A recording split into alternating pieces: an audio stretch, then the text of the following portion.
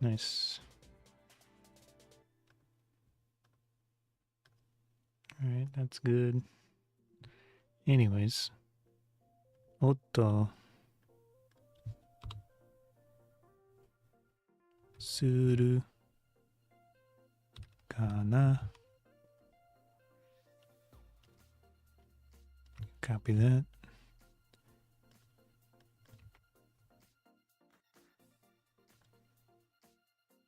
Does it make a sound? 音するかな? Does it make a sound? Hi. Let's go back into Kyo wa goishi o muraimashita. Let's see if it can do this for me. By the way, ghost stones have arrived. Yes, it did. Thank you. Technology. 今日はご石をもらいました。Hi.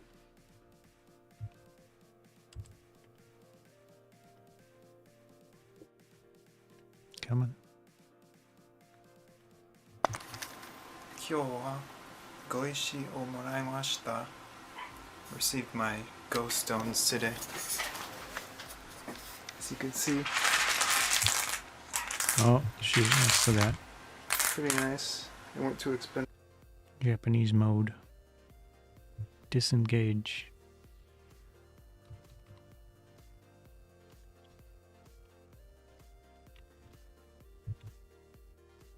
Stones clanking. Gonna use a different word. Game pieces clanking. Expensive. Oh, there's 2 spaces there. As you can see. Pretty nice. They weren't too expensive. Over on Mixi here, Ruby Mari-san said, I don't know if that's right, but I can't even read the text, so. 5番 beautiful 打つと音す Goban beautiful utsu to.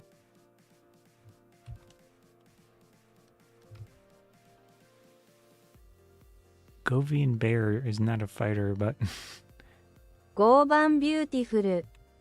5番ビューティフル。UTSU2。utsu.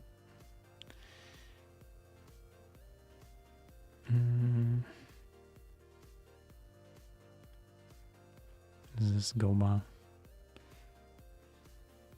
I don't know the kanji.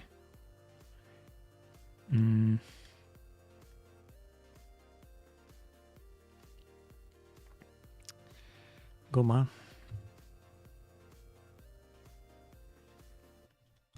Game. Give it some context. No, that doesn't work. Let's do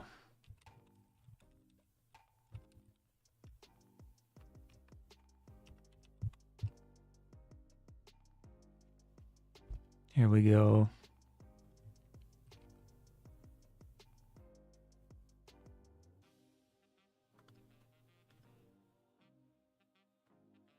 Let's go into Japanese mode.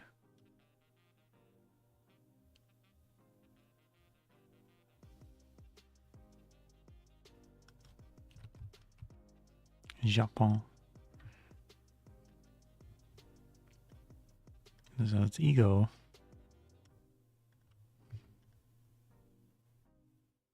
But what's Goban? Maybe I just said it wrong. Like I used it in the wrong situation.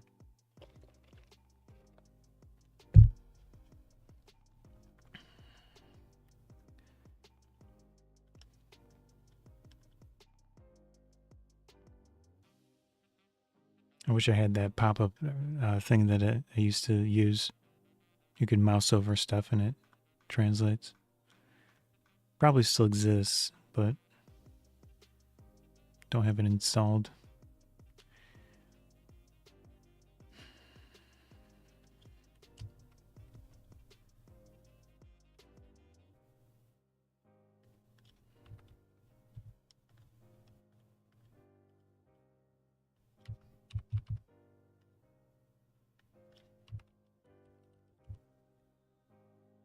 Utsukushi. Actually,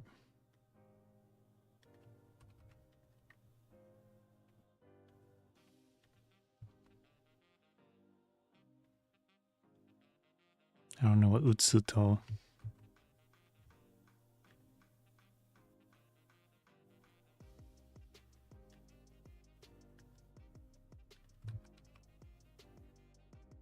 UTSU と U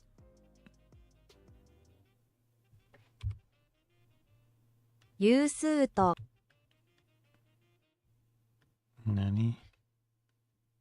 ウーツと Depression? I don't know what utsu means.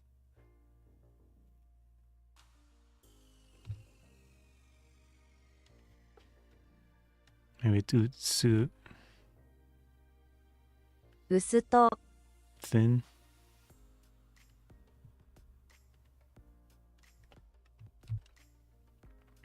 Well, we'll see here.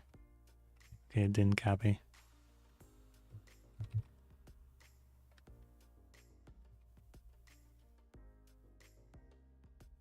Need to remove these. Just look dumb.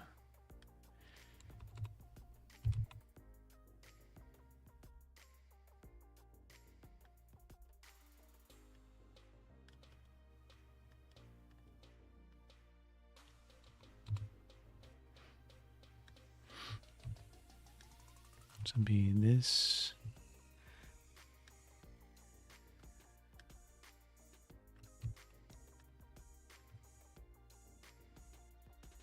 Does it sound like go beautiful thin? イゴビューティフル薄と音するかな Usu? Oh, let me take this out. Okay, that changed nothing. What is this? 薄 Usu. Utsu. Usu?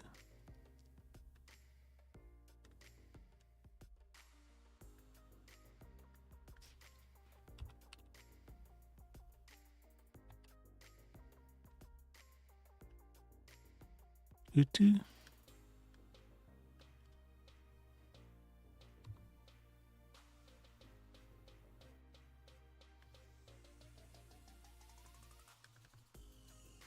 Utsu. Oh.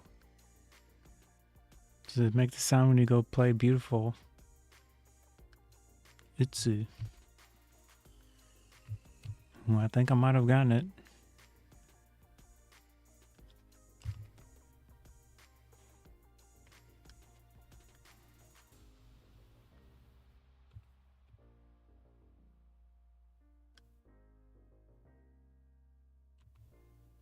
Wait.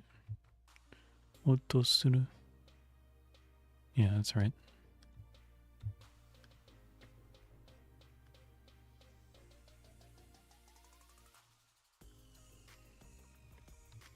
Ruby Mari-san said, Goban, beautiful. Utsu to,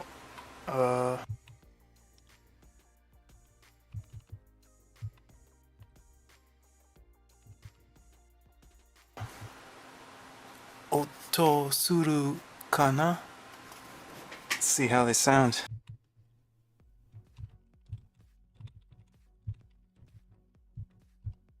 That sounded like an anime character there. Let's see how they sound.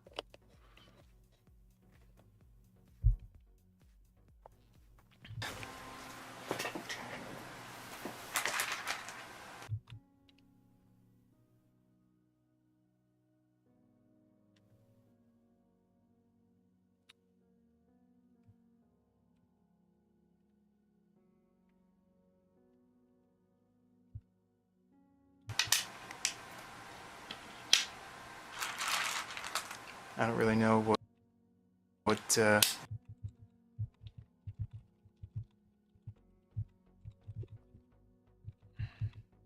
good sounds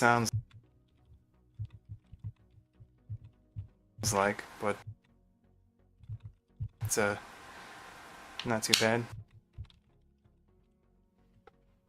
Just retype it.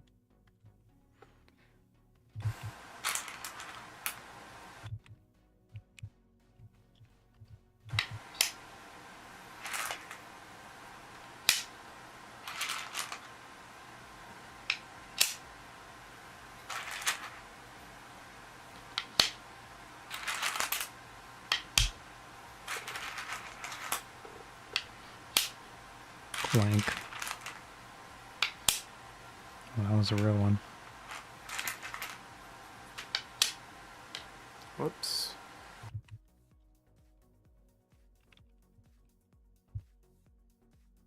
Whoops. Is it whoops? Whoops. Anyways, said on Mixie here.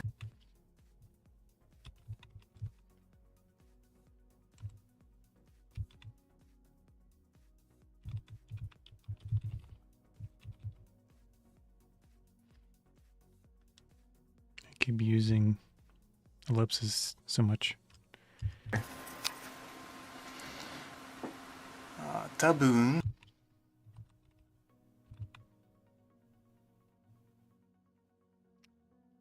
Well, translate again. Taboon. Oh, anyway. 多分 Perhaps. ビデオを作ります。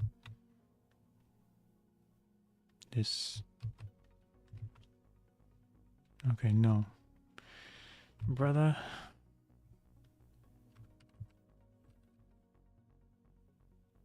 Perhaps.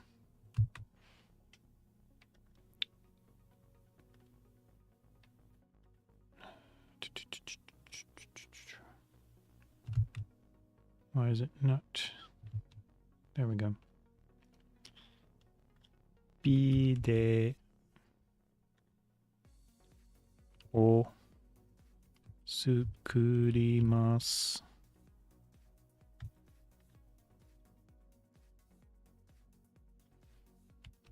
Ellipsis. There we go. Maybe I'll make a video.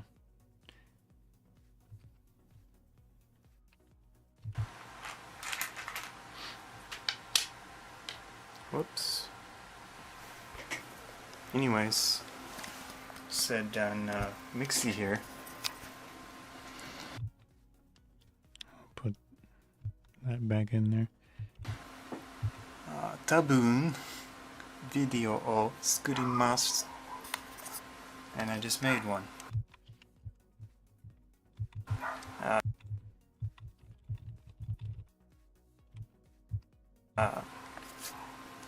Anyways, Anyways. talk to you later.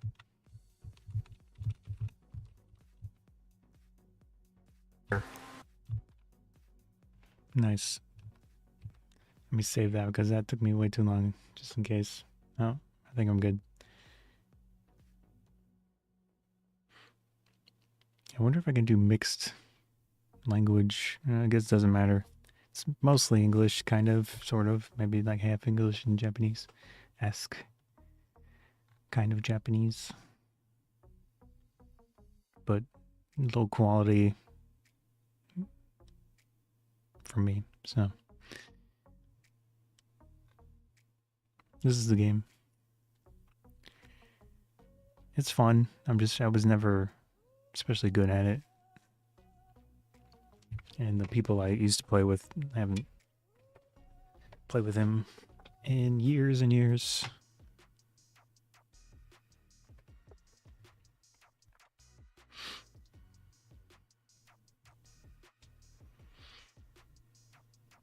This is the traditional look to the board and everything.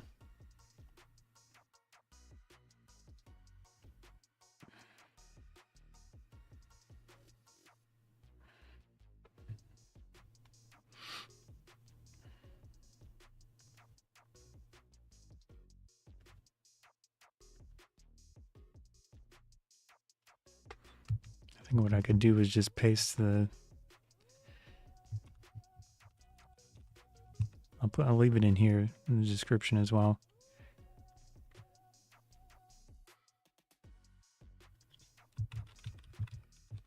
Just so it gets like more. So there was a different.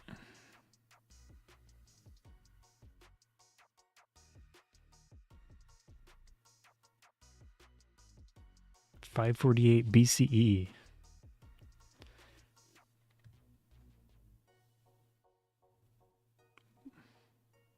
Wei Chi. Of course, a lot of things in Japan came from China originally.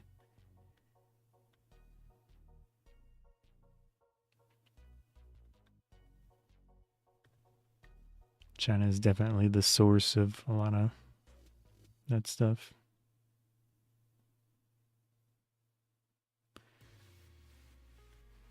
Invented in China more than 2,500 years ago. Believed to be the oldest board game continuously played.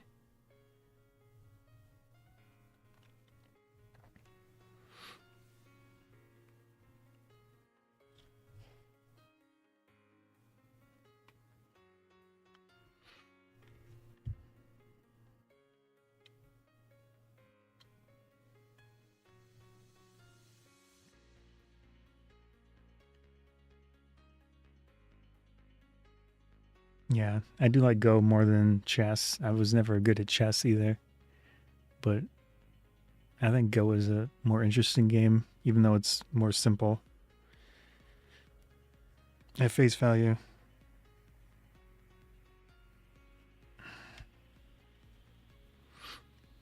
I can do a tag in Japanese language.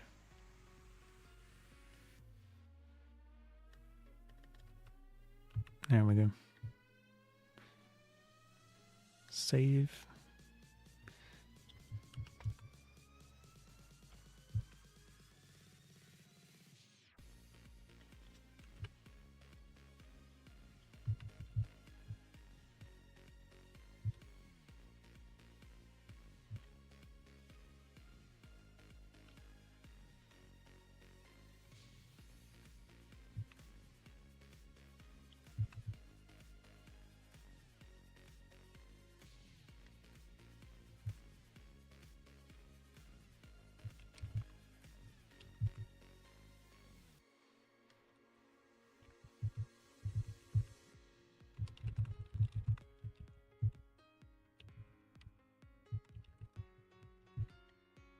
How's that? I don't know if there's a...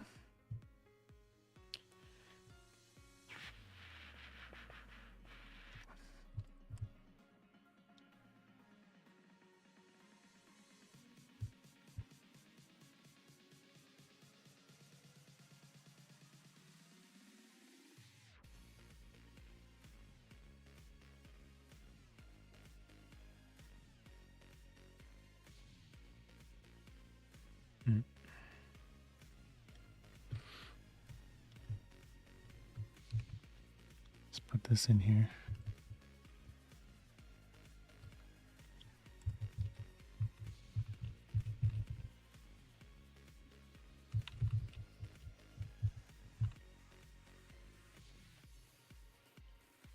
There we go. Just kind of augmenting my original video a little bit. Just to, you know. This is weird. Interesting file name.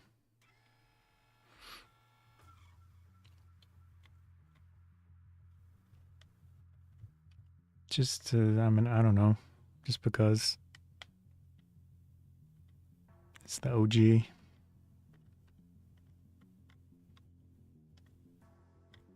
wonder what the stones are called in Japanese. Man, I really wish I had that. Game no something. Oh, wow. Oh, man. That's cool.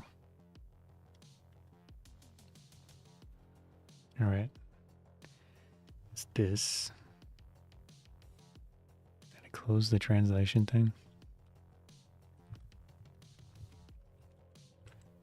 Onegaishimasu. 5家に入った碁石。Goishi? 碁石。 Okay. It's these two. Goishi. Goishi. Alright.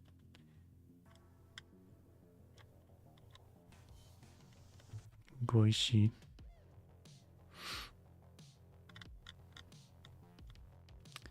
Should change that. Yeah, it doesn't okay, there's 10,000 tags for that. Undetermined for those.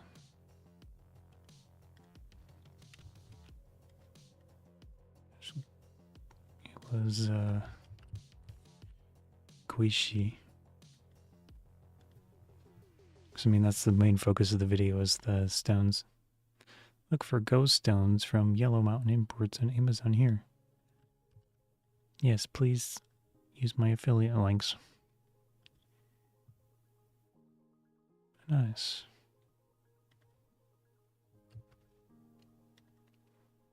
Pinned comment.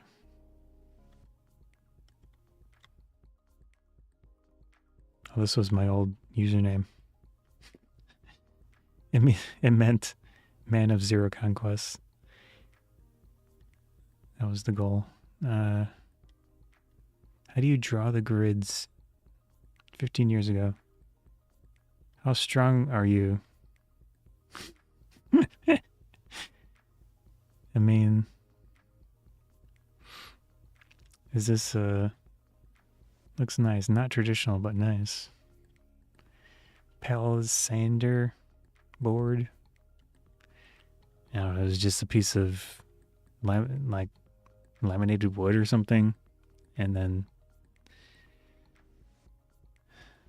stained, and then drew the lines on it.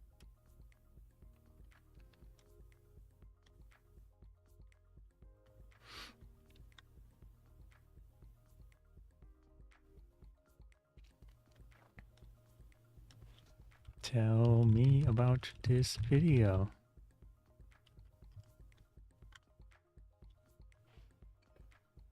This video is about the creator Scotty Joe receiving an unboxing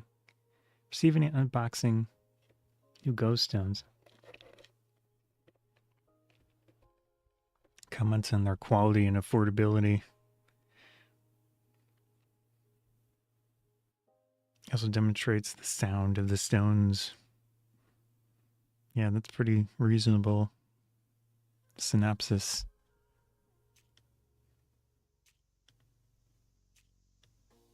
Oh, he followed through. How did the stone sound?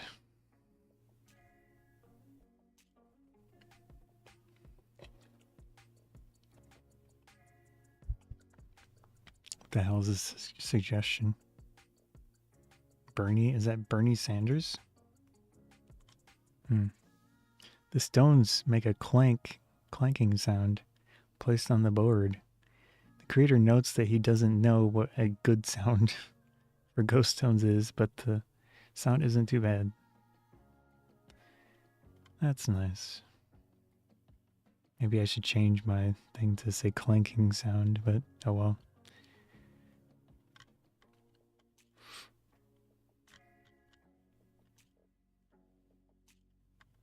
That was fun.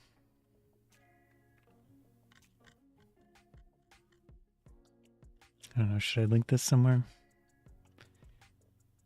Might as well. I just spent time on it. Where the...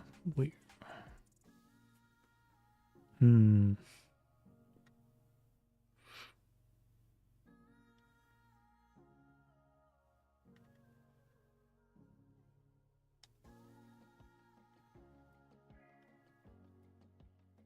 Oh, let me change this to co-working.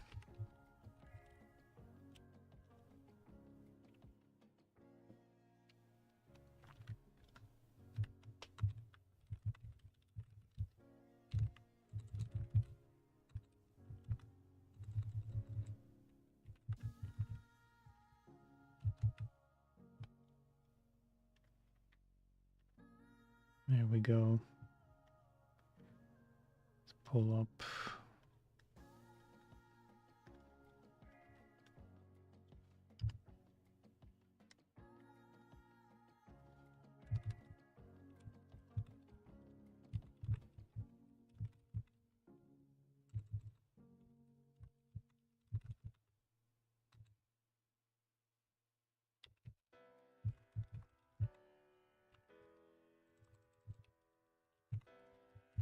So the person that gave me that piece of wood, this is the one that I did the mapping entrepreneurial thing with, and we basically like cut ties, but I've talked to him a little bit here and there since then.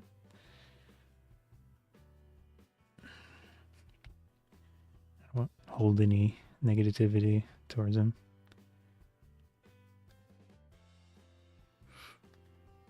I randomly decided to fix up the metadata on my oldest existing YouTube video.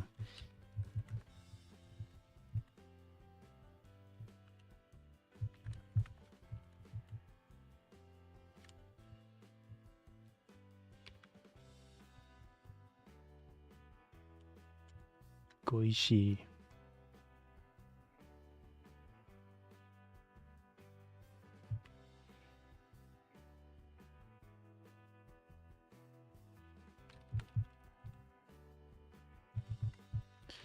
I think I gave him the board. I probably gave that board to him at some point in the stones.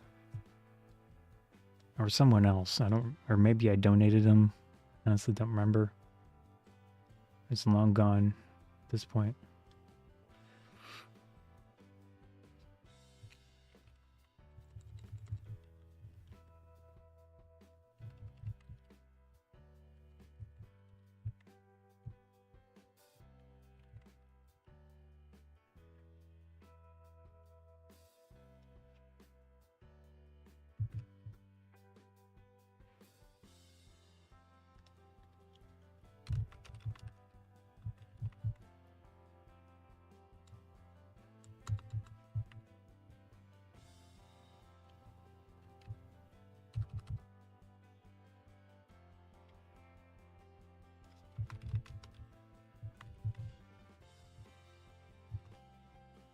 I'm gonna say I'm unique acting in the video, to put it mildly. Randomly decide to fix to prove the metadata on my oldest existing YouTube video. It's showing off Go Game Stones and a DIY board. It had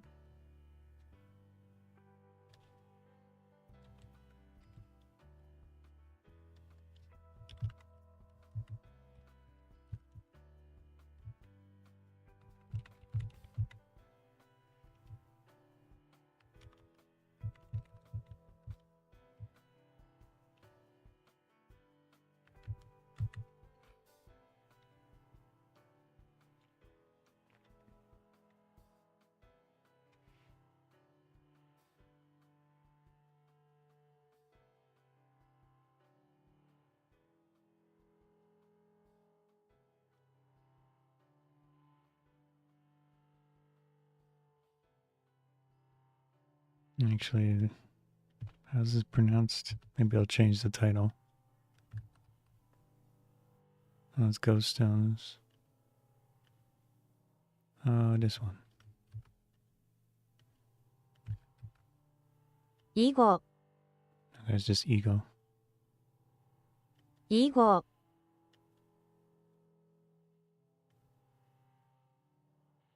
あいうえお。立ちつてと。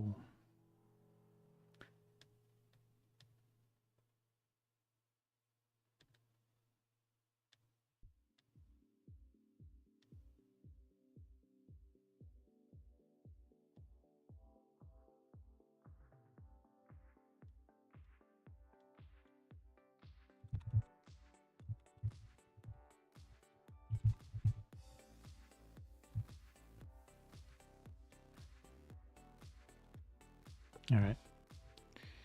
Where else could I post that?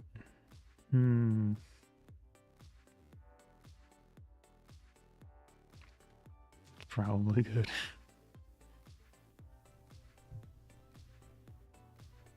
I can unpin this. Unpin message.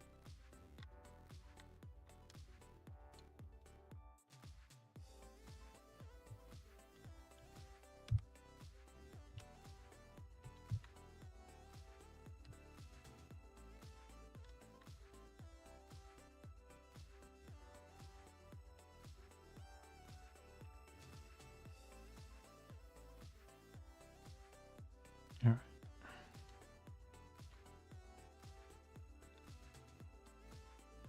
There we go.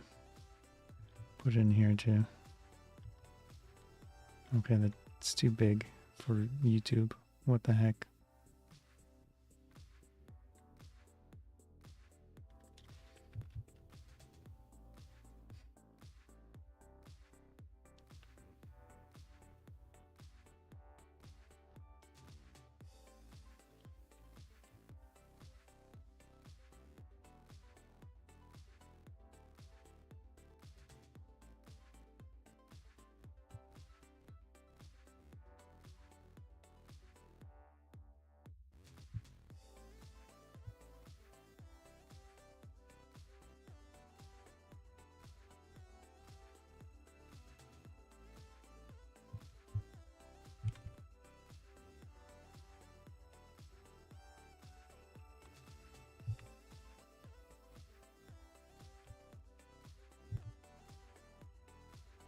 There we go.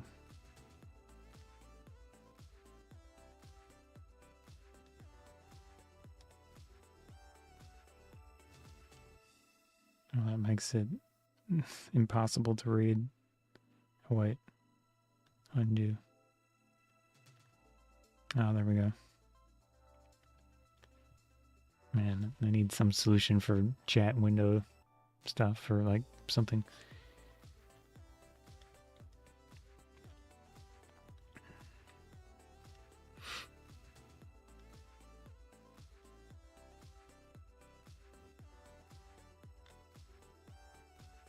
Alright, I've been procrastinating on this edit.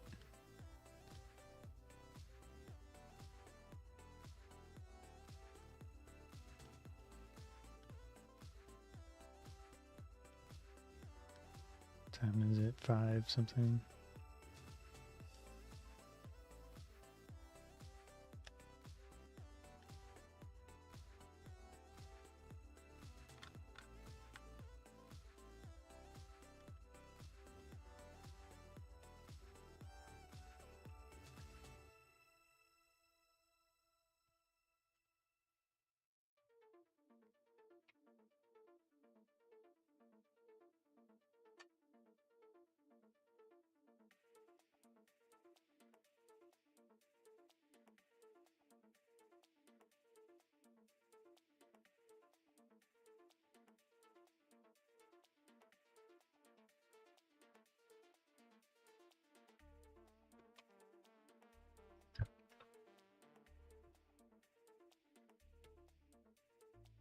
Oops. It's up here.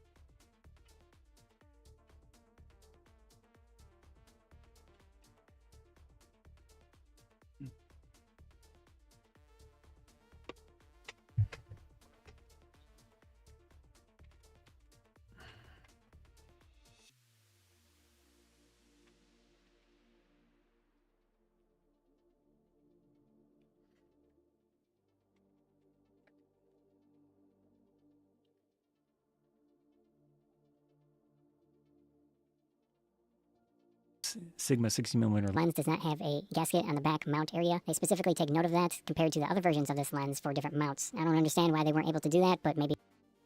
Let's see if I have a clip of that.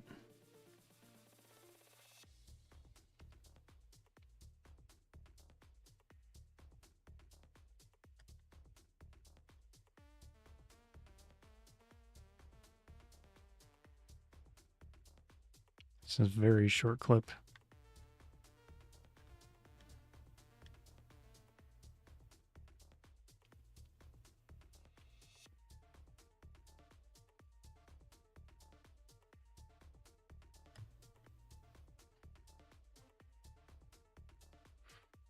I did order a few things for the future. Something. Oh, how's it going? How are you today?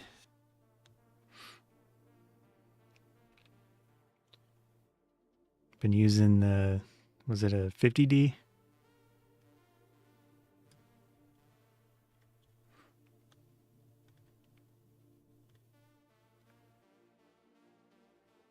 Now you mentioned that it was kind of large feeling to you. Just got your 50mm lens today. Nice. It's at the 51.8. It's a classic option. I had one of those. Well, I had the STM version for quite a few years, like years back, but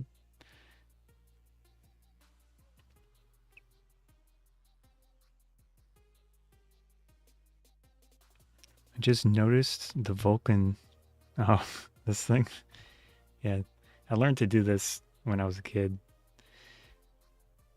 Yeah.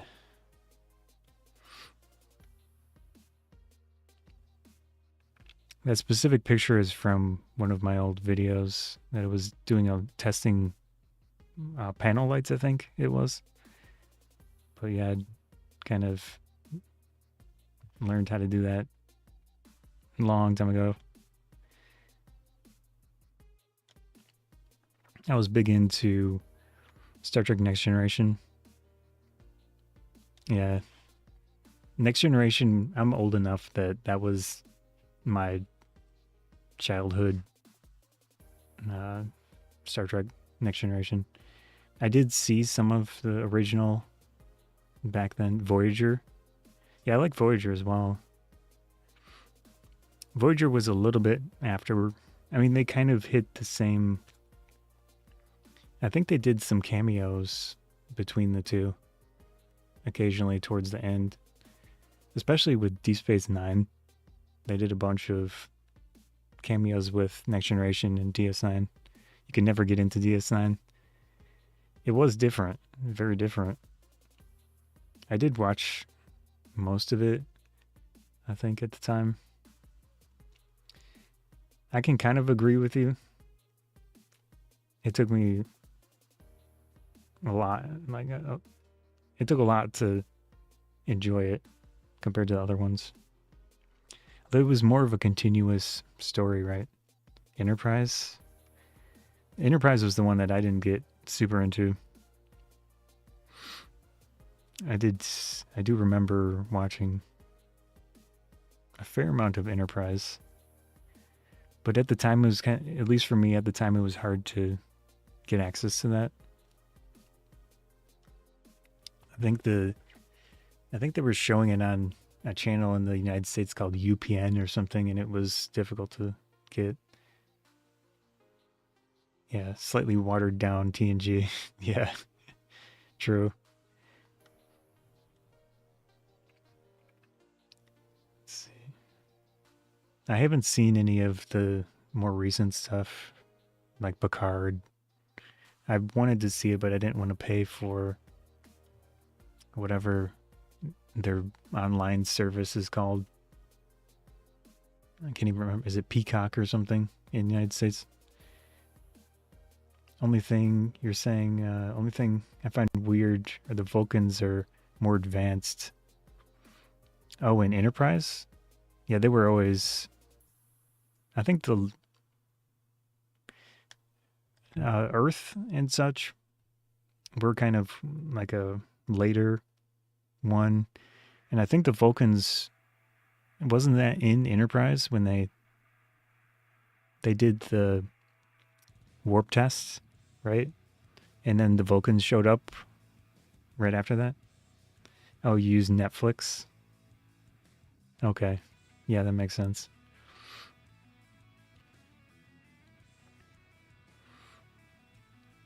Let's see.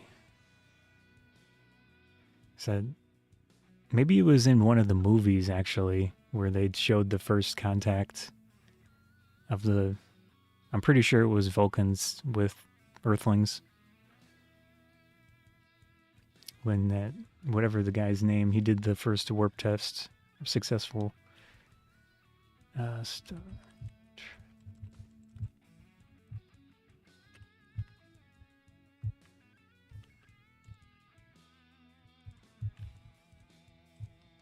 Let's see where this is. First contact. All right.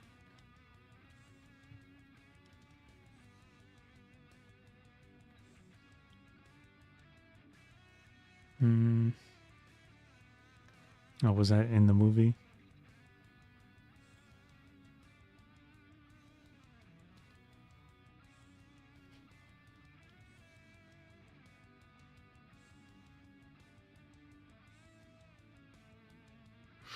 Yeah, okay, yeah, here's a clip from it. This guy.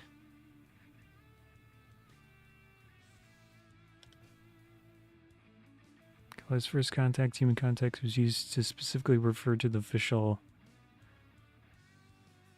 2063. So if we're anything like Star Trek universe, we've got a few years to go.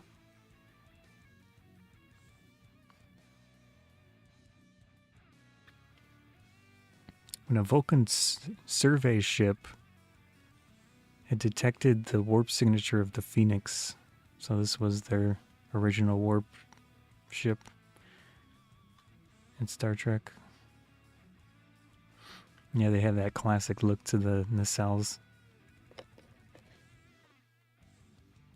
Are you saying movie called First Contact or the Borg one? Yeah, it's possible. It's been a long time that I've seen them as well. I can't think of anything Star Trek related that I've watched in years, honestly.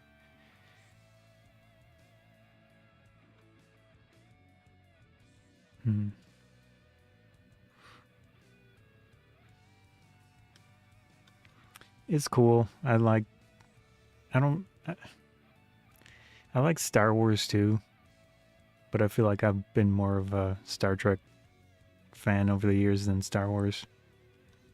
Although I've probably seen more Star Wars stuff lately. Yeah. Trying to think of any of the other ones. So there's. Do you watch the Rebels one?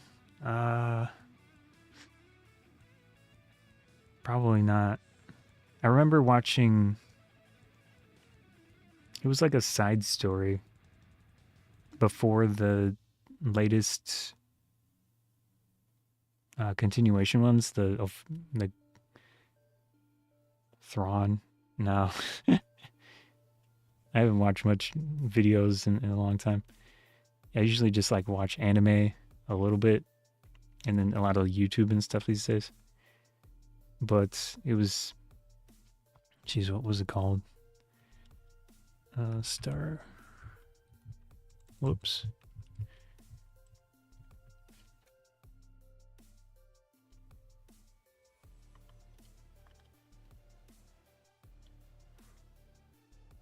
Skywalker Saga. I did see the new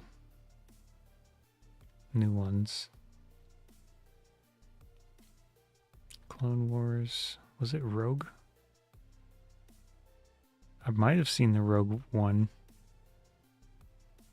I didn't see the Solo one. Mandalorian. Yeah, it was probably Rogue One that I'm talking about. Yeah, I think that was the one. I liked that one. That was good. Yeah, that must have been it.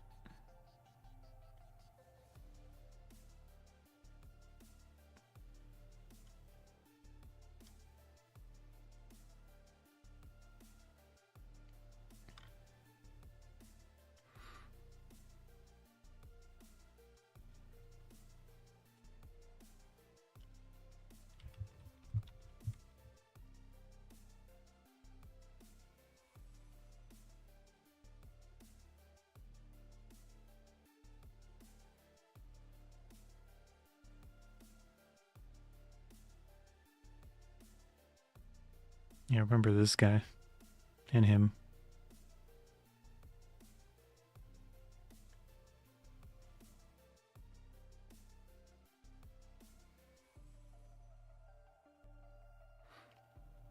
Oh yeah, I think they didn't have any like force use in this one, except way towards the end.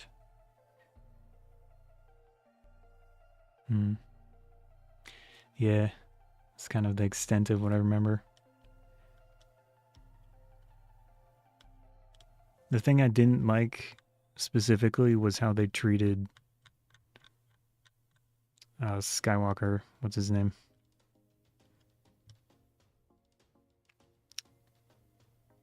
In the last one. Because he was just like a drunk, and then they got rid of him. That was disappointing for me. Because I was hoping he would like do a bunch of cool stuff or something. Oh well.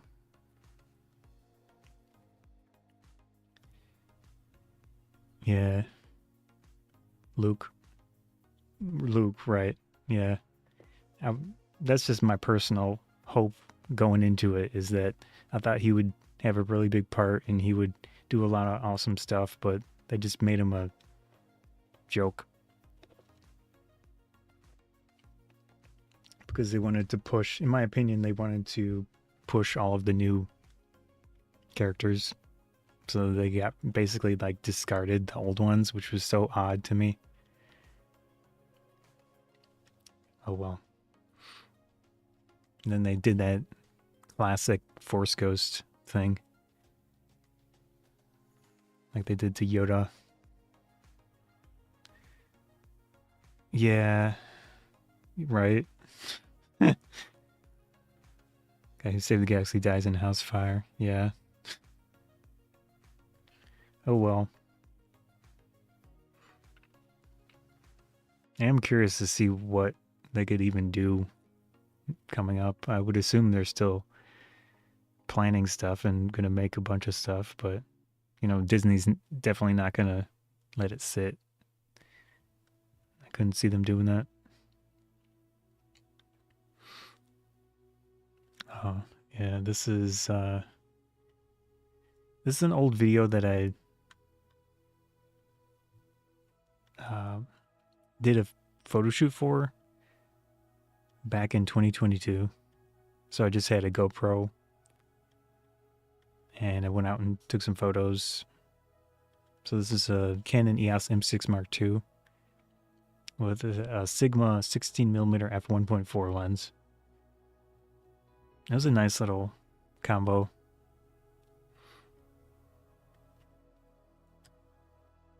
It's just POV style footage. And then I recorded a voiceover. So at this point, I clipped that up and it's all basically good to go. Looks like on your... Oh, this is an APS-C camera. I can show an example.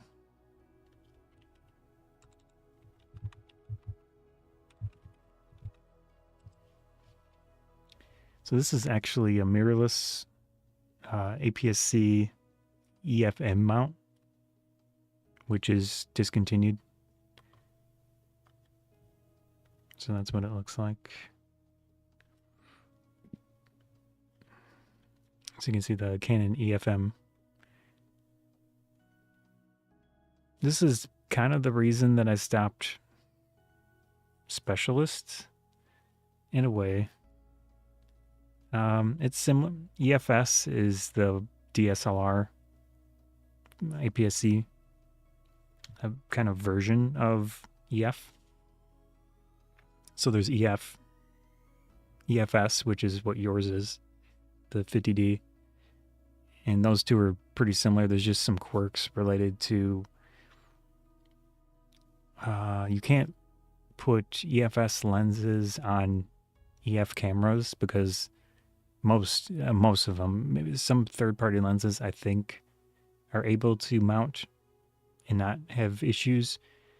But there are potentially some issues with EF cameras, full-frame Canon DSLR cameras with the mirror and the EFS lenses. But generally, you wouldn't want to do that anyways. Putting a APS-C lens on a full frame camera, there really isn't a big reason to do that. Usually, especially in the DSLR days. But this thing EFM is a mirrorless. It has there's something called flange focal distance.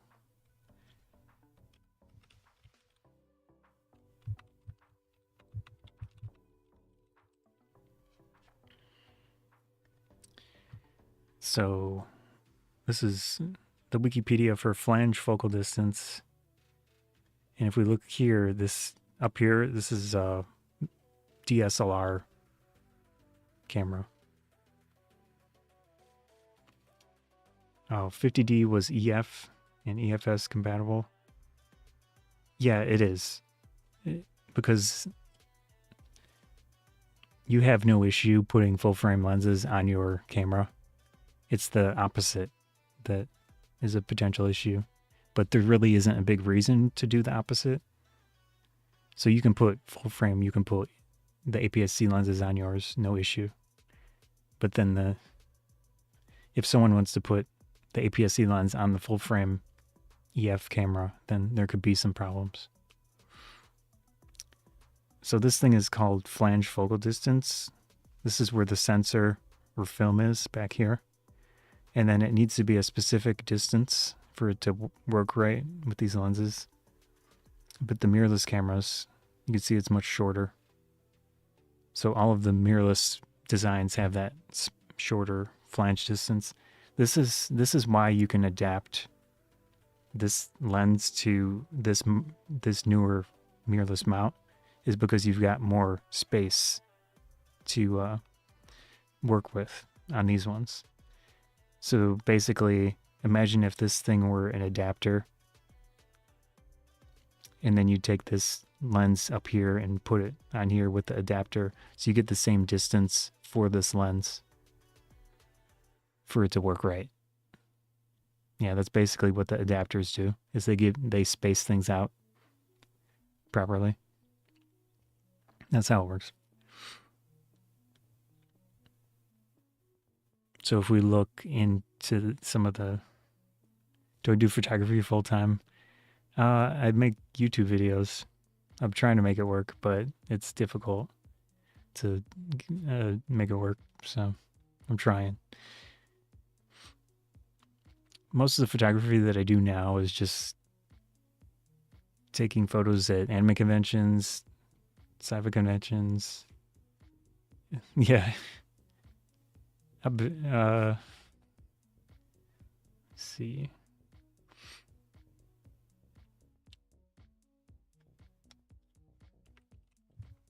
Whoops. So this is my main effort, this YouTube channel. 1,100 videos at the moment, and 8 million views. It's higher than this because I had deleted some stuff over the years. But I mean, this is not a survivable amount of viewership at the moment. Right now I get maybe 65 to 85,000 views a month. But that only translates, there's different ways to make money. There's ads on the videos. I make maybe $150 to $200 a month on ads. And then there's affiliate links, which I make a varying amount. And then also I have videos on Amazon itself that I make probably 100 to 150 a month on that.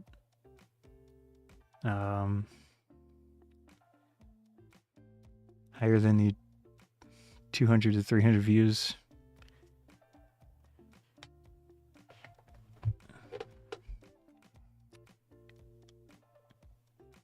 I think you had some stuff on TikTok, right? Yeah, TikTok's a little bit different. These are with the vertical stuff, there's something called ad rates. So the standard videos have better rates compared to the vertical short form content. And it's a pretty significant difference. So if you ever want to like get into it more and try to potentially make some money on it, you'll be better off trying to make standard videos. I mean, you can use, what I do is I make the vertical videos, but they're more like promotional because I generally cut down my full video into a smaller one. And then at least on YouTube, you can link the full video in the short one, which is nice. So for example, this Polaroid, the Polaroid Now Plus Generation 3 instant camera in Coral. Polaroid did send me this camera, but they had no say in the videos that I make. So over here, I think this is the link to the full video. Yeah. And for example, this Polaroid sent me this camera at one point.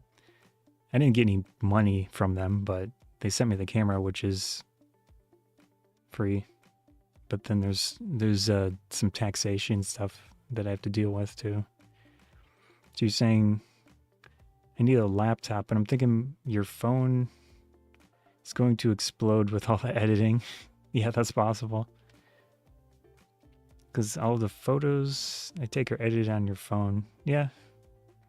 You can, with a computer, you can very easily get the pictures off of there and put them on the computer.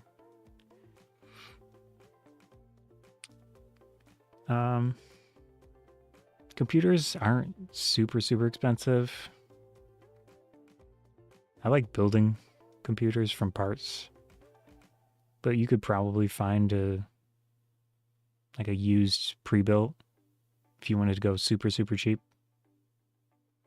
And editing video with current hardware isn't crazy difficult. Oh, you had a look and found an M2 24 gigabytes of RAM MacBook for $1,000. I mean, that's pretty expensive. Yeah, I'm not really sure where in your area you'd be able to find parts and things if you wanted to try to build one. But of course, you'd need the computer itself, which is various components, and then a screen, keyboard, mouse, maybe speakers or headset. Because high color accuracy on the Mac, that's all good. I understand what you're saying. Yeah, I mean, honestly, I don't really put much thought into color accuracy. I do have my main screen set to sRGB mode, but I've never tried to calibrate it. One consideration with that, so you probably don't need to care too much about it, is that just imagine that everyone's stuff, like the vast majority of people's viewing experiences are not calibrated. So you have that lowest denominator. You can work at a higher level and have super accurate colors and stuff, which is not bad. It's generally a good thing. But I don't know how much it'll make a difference in the result. So you're saying not necessarily my phone powerful enough, but storage and software. Yeah. There's a bunch of open source free access software. For example, this Affinity, they just changed for version 3. I had purchased version 1 and 2, but for version 3, it's free. And it does basically what Photoshop does. I haven't looked at Photoshop in a long time because of the whole software as a service thing. So I gave them up a long time ago, but this program does a fair amount of stuff, and there's a retouching mode in here. Let's see if I could get some type of example photo. So if you get a computer, I think this is available on Mac as well, but Windows is what I'm used to, so I can't really comment too much on Mac stuff.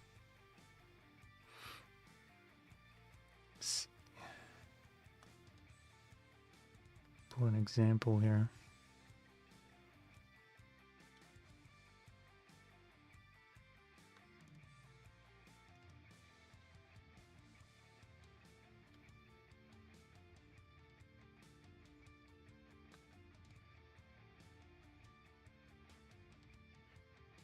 So here's a quick little example. This is a raw photo from that M6 Mark II. And it has full raw editing capabilities. So I can develop, adjust exposure, brightness, contrast, saturation, white balance, shadows and highlights, lens profile.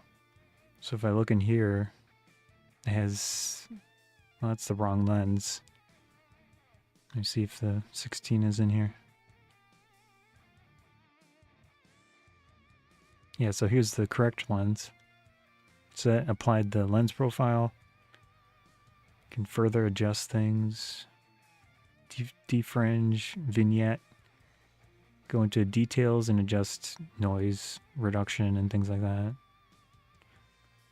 It's basically fully featured.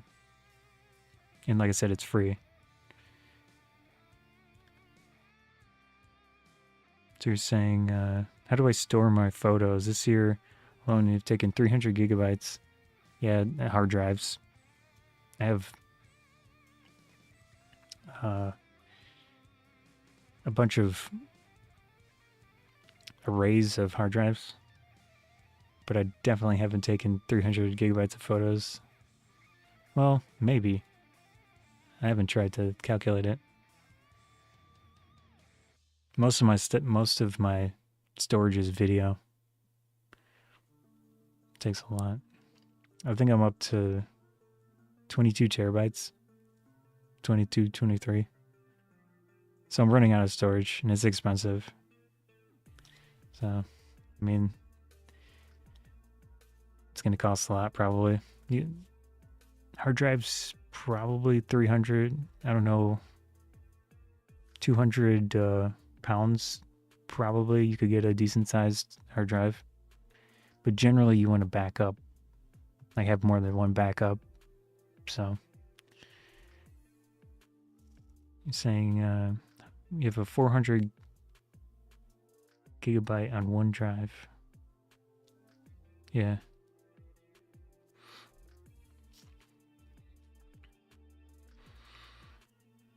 And there really isn't a ton of options besides hard drives.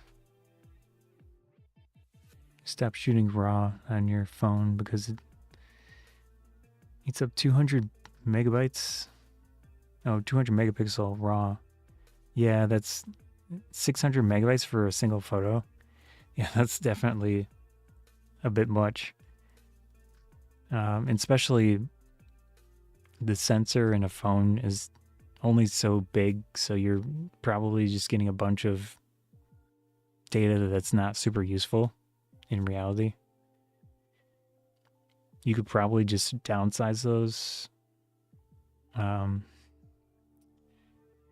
Adobe does offer something called DNG RAW, which you could convert those massive RAW files into DNG and save a lot of space, most likely. And DNG is a pretty compatible format. You just have to be careful when you convert it to make sure that you select the settings that are compatible. And that tool is free, assuming it still exists. I haven't looked at it in quite a while.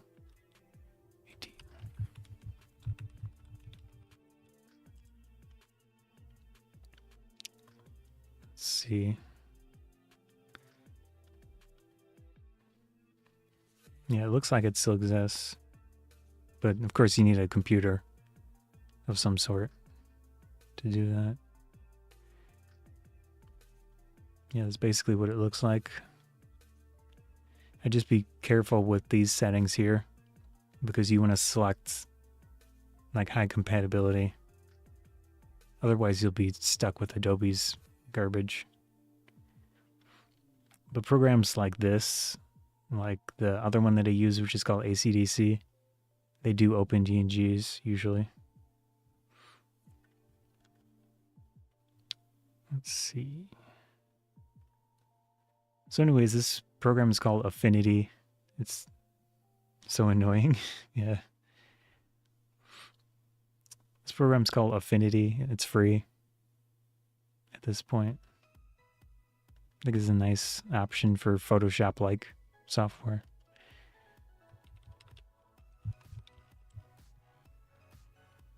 So here's their website.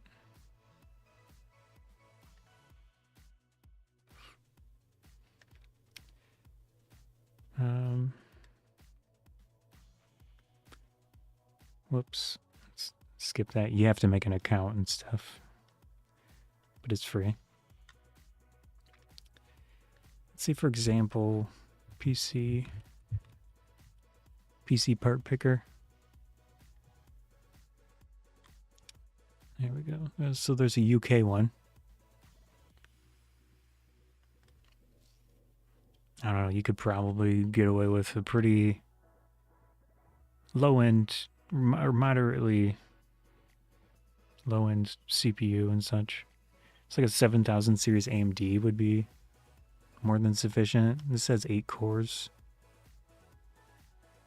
Let's see how much this costs. It's kind of expensive. Why is it that expensive? Yeah, AM5 is good.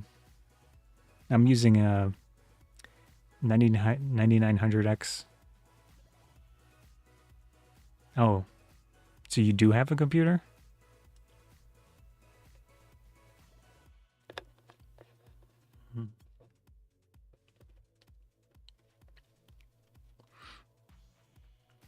No. Oh, so you can keep your motherboard? Just a laptop?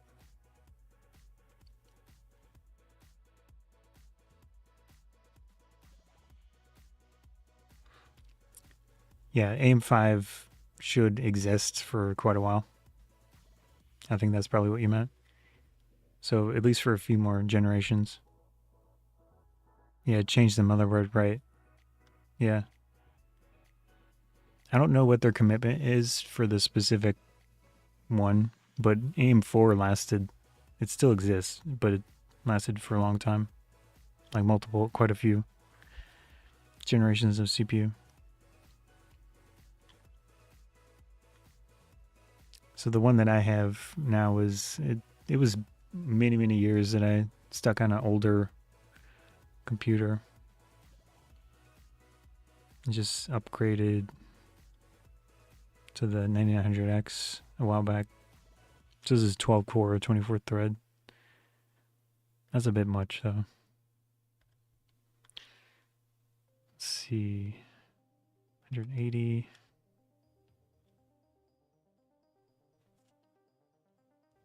AMD.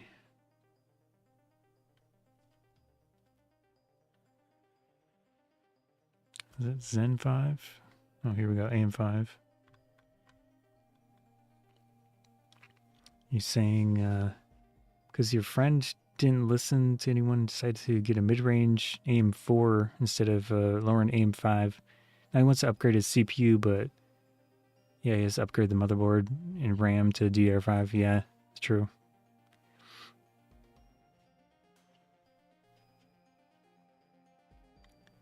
Yep. Let's see. I would avoid the 8000 series CPUs because they have fewer PCIe lanes. But something like a 7600X is a fair option. 6 core, 12 thread. I thought it was cheaper than this, but that 165.97 pounds. 9600. I mean, this really isn't much difference in price. 180 versus Threadripper would be really expensive. I mean, maybe you could find it used somewhere, but I don't know if you'd get much of a benefit, honestly. You do get a lot more PCIe lanes and stuff, but everything is more expensive.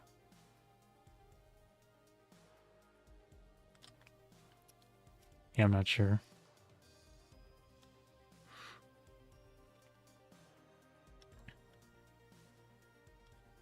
I don't even know where you would use components like that. Maybe Facebook Marketplace or something if it exists in your area.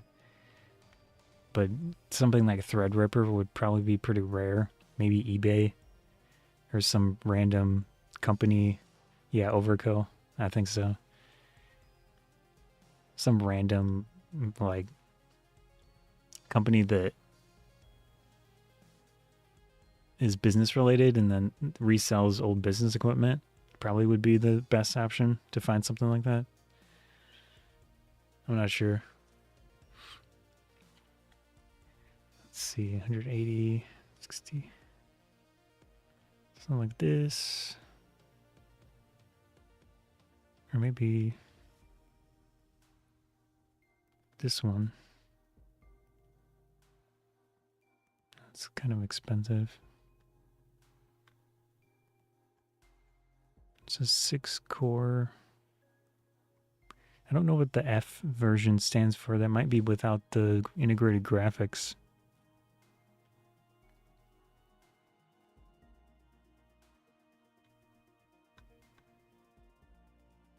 Six-core. Okay, yeah, that doesn't have graphics in it.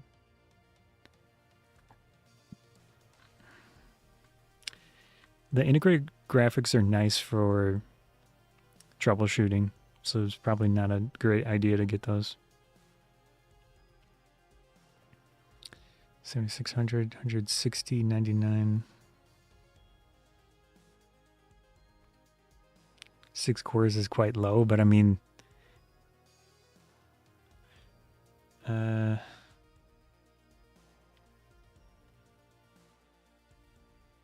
probably be surprised how fast it is if you're used to a phone.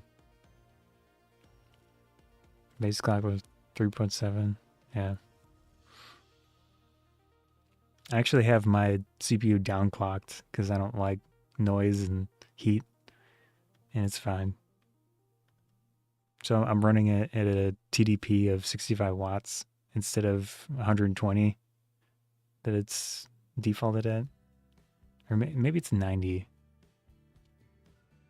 Or actually, I think it's 105 watts. Let me see.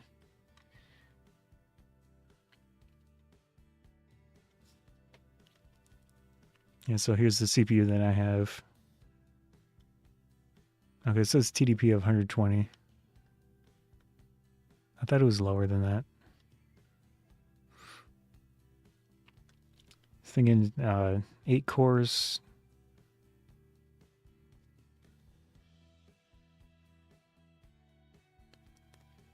Yeah, it's kind of not.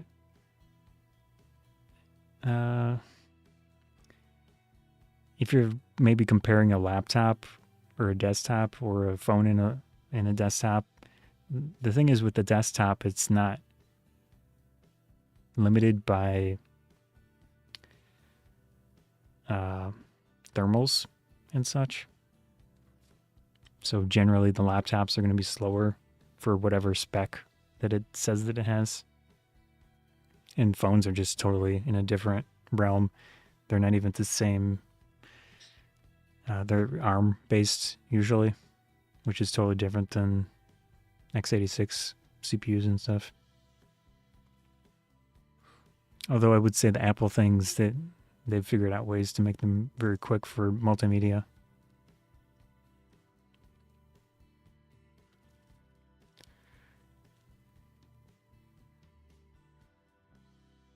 Yeah.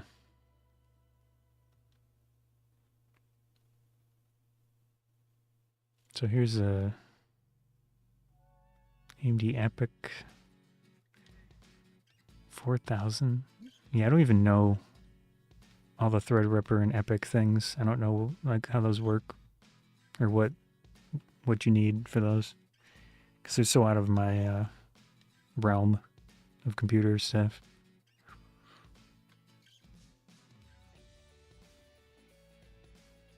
It's 265 for an 8 core. I mean, that's a lot of money to go from a 6 to an 8 core. $100 or 100 pounds in this case.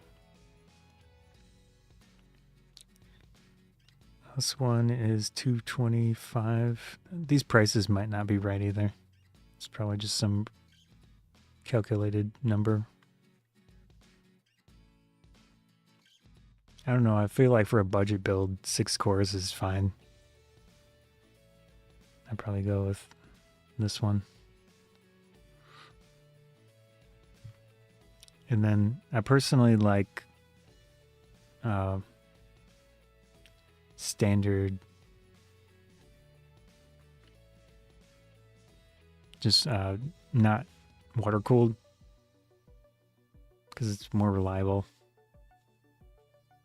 So you're saying you're thinking and be able to get some software made for the M series chips, but your phone, because the M series is ARM based. I don't know.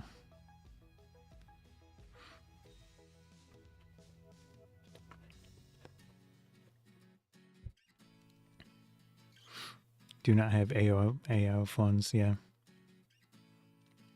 I feel like you're only people that buy those, it's fine, but they should know that they're probably going to have to swap them after a few years too, because generally the pumps might not last more than a few years. So something like this Thermalright is nice. I'm actually using a Thermalright. That might be the one that I'm using, like a similar one to this. They're pretty big, so you have to make sure the case will fit it, like the height and such. But I have a video on this too, of my, well, actually it's a series of videos.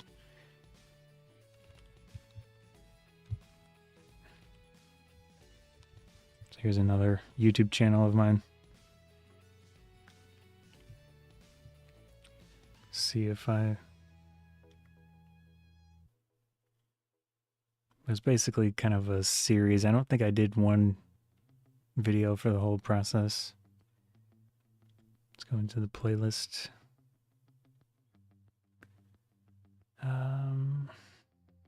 This one. Oh, that's an awkward thumbnail. Yeah, so this is basically going over my most recent computer build. Probably the most interesting video is this motherboard one. And I think there's a few components that I never made a video on. Yeah, I'm trying. So that got 11,000 views. Let's see if I can share it. I could just do the playlist.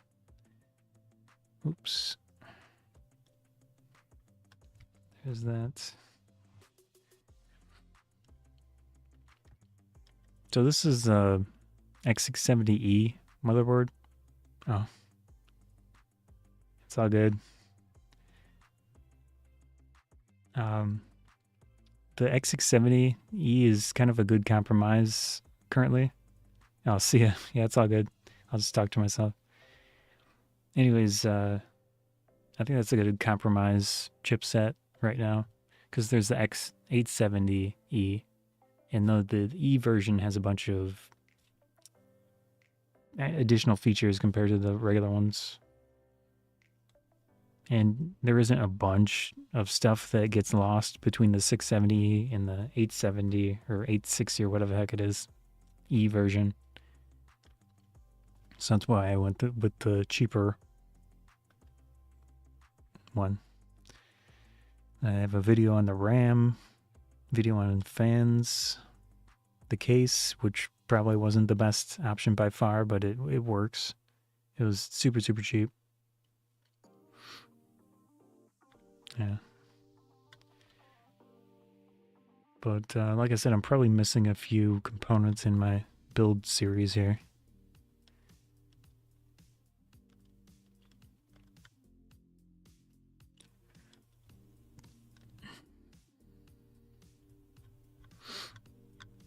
Anyways, computers can be super fun to get into and build from parts and such. Okay, I'm gonna go back to trying to edit this video. It's getting kind of like the... Let's see. Oh, I was looking for a clip. It shows the mount. So this specific lens of this Canon EFM version, it doesn't have a weather gasket on the back. For whatever reason, Sigma was not able to add that to this specific version of that lens. So I had mentioned it in the video. But it doesn't look like I have any good footage. This thing here was a way to update the firmware and such.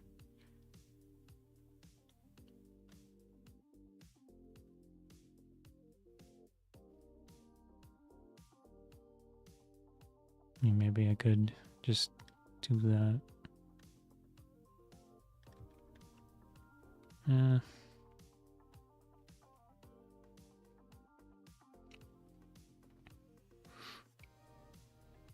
This equipment is long gone, so I don't have any way to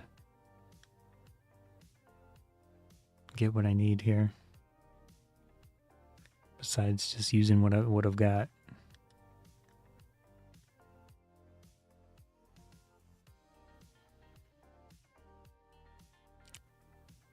Yeah.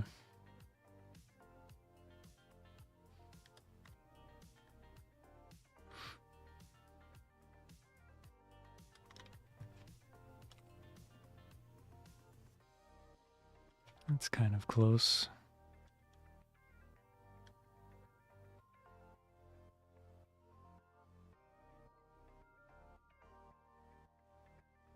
Yep.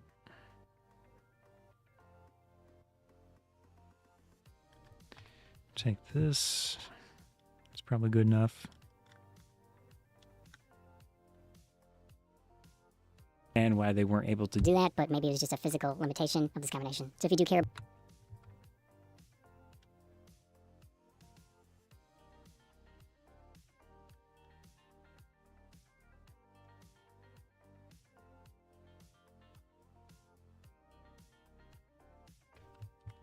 I don't understand why they weren't able to do that, but maybe it was just a physical limitation of this combination. So if you do care about the weather, I could zoom in on it. So I put it down. But I don't know if this footage is 4K. Let's see. Nope, it's 1080p. Oh well. I could still zoom in. It's not gonna look super amazing though.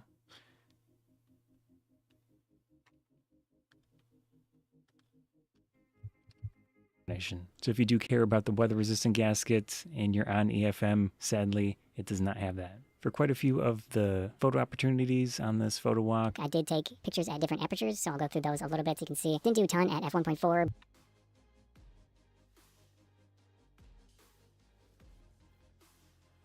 those are good. Let's see if I can find any other ones.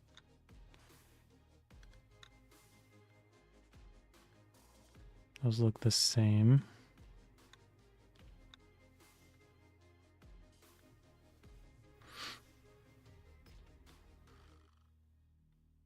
Actually, what I could do, have a script. I can generate the EXIF. Whoops, that's our video track.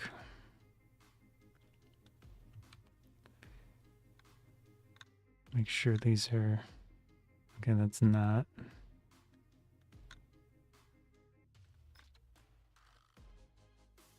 With a minimum of 1/60th of a second shutter speed with a maximum ISO of 3200. I did have video stabilization on for a few clips. Oh. Do I have video in here?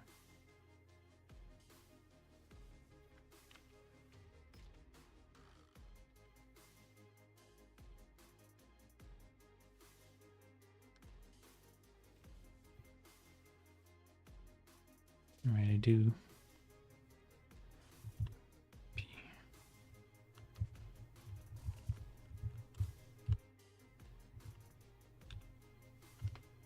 There we go. That in there. So these are the few clips that I took with that camera lens combo.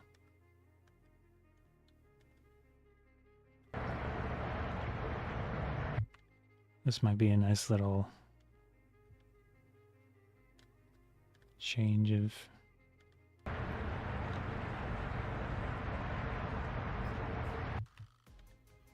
one's good too.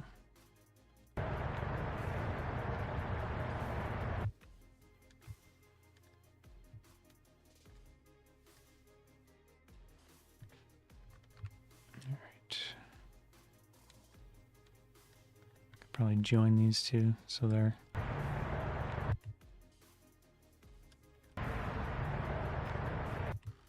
little slow. 3.3.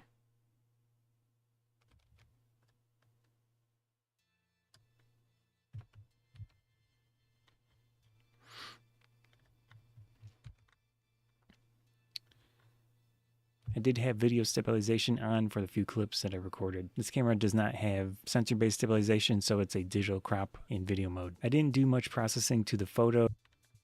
Alright, let's get rid of this. Looks like I wasn't paying attention to what was being talked about there.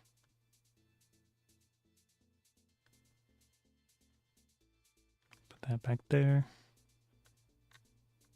Oops.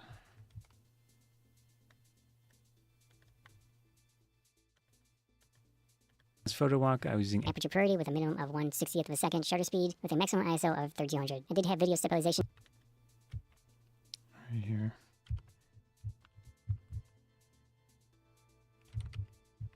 Video.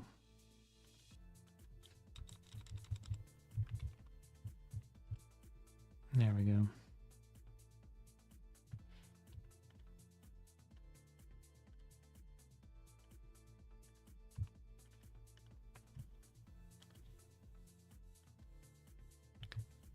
All right, okay, those were much smaller than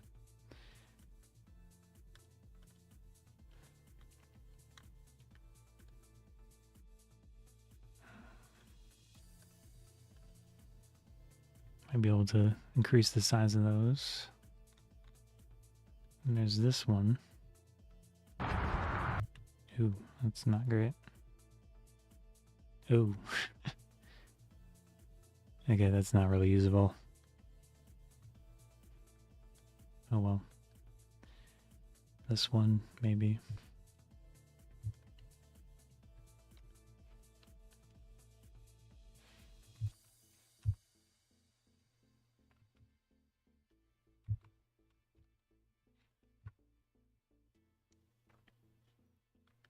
All right. And these look very similar. Whoops. Nope.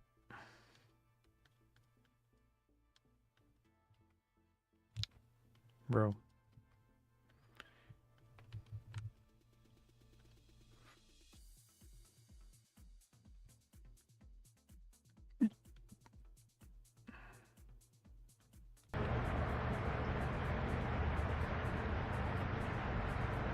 It's basically like the same clip.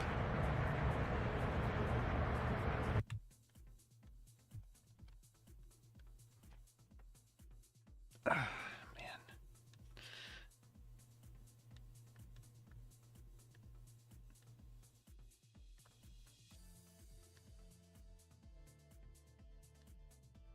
Get rid of this one. Like this.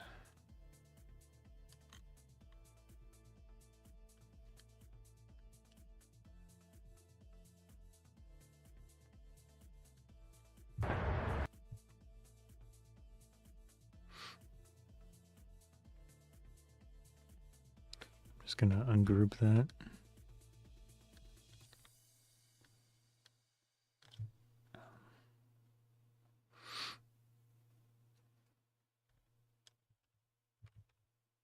Settings on this photo walk. I was using aperture priority with a minimum of 1/60th of a second, shutter speed with a maximum ISO of 3200. I did have video stabilization on for the few clips that I recorded. This camera does not have sensor-based stabilization.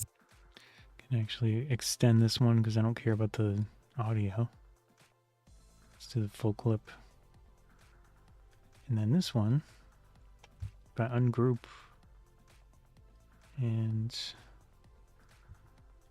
whoops, go like that, I can kind of just merge the two. I should probably go like this. Slowly increase the sound. So it's a digital crop in video mode.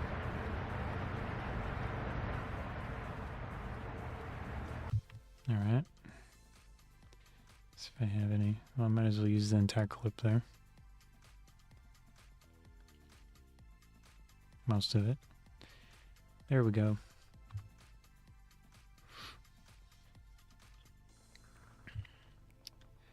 Nice little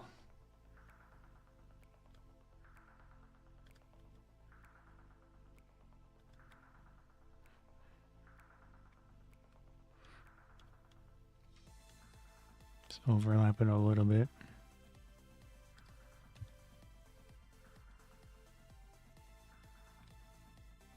Don't need this.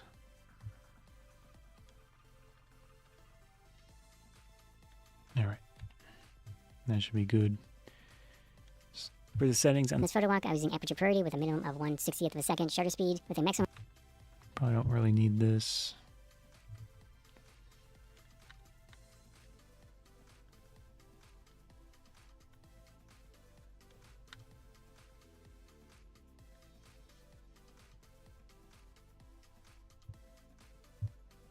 Just take some random.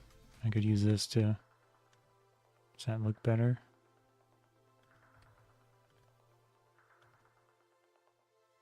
It's kind of blown out a little bit.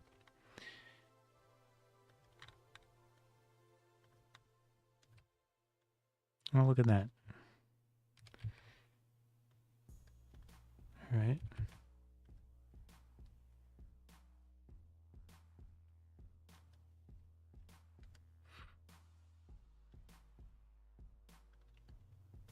Cool.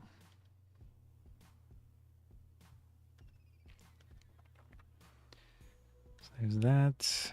Different mounts. I don't understand why they weren't able to do that, but maybe it was just a physical limitation. That one's fine. Just extend that slightly. Obviously, I was hand holding the camera, so that will be a large factor in image quality. The ISO and shutter speed will reflect the different apertures, so I wouldn't say this is a big helpful thing in regard to looking at the image quality. Color. This. Okay, I need clips. That one's cool. Are these different? Oh, right. Now I know what I was going to do. So if I go back over here, let's put this over there. Just need to make sure that this one track is all photos. I could even change the name. Photo examples. That's one. Yep. Yep.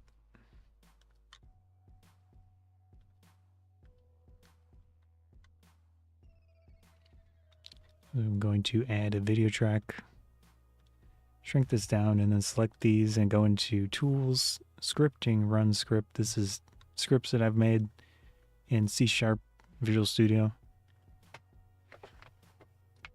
So I've got a tab here that's add EXIF text. And font size, I can define which of the things that I usually show. Just click that, and it just created all of the overlays, and it fits it to the size of the picture. So now I can see 16 millimeter f1.4 1/400th of a second, ISO 100 for that one. Most of them are probably going to be pretty similar, but if I look over here, this is f4, this one is f2, so those are clearly different. And then I can go back to my big thing here. It's not.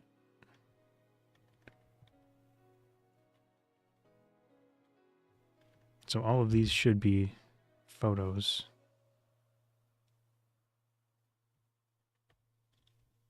I'm going to do that same script.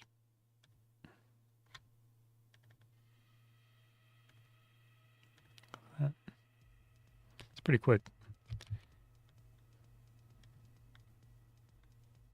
So now I can see if I'm using different apertures. I mean, I can generally tell, but this is helpful. So that was all the same aperture.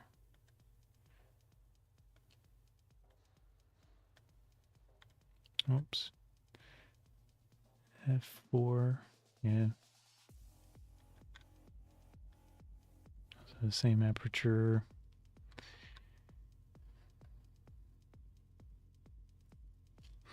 F2.8.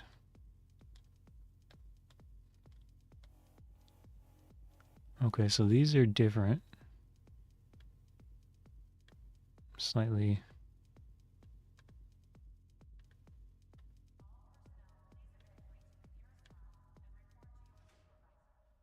So, oh geez.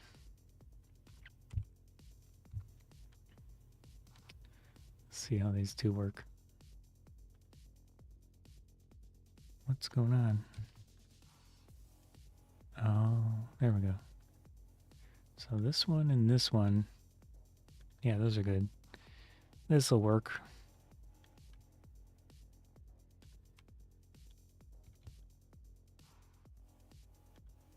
Take all of these, ungroup.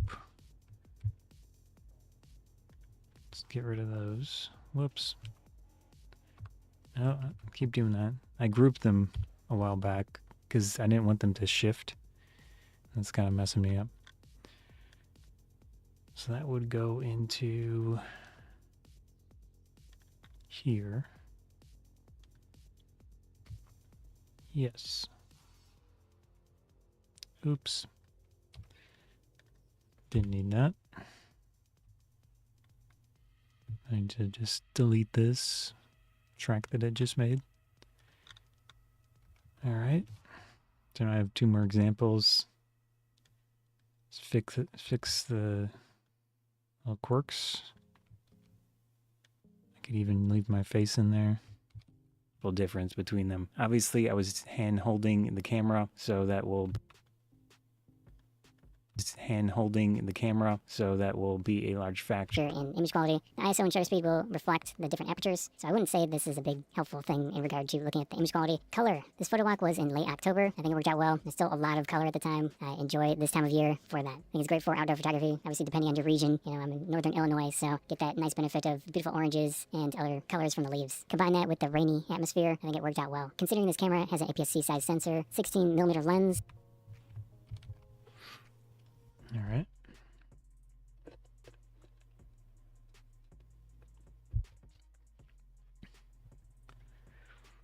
Color. This one's probably good. Throw that back in there. Right here. Yes. I don't know if I need this big of a runway. I generally like to have it the same length as the photo.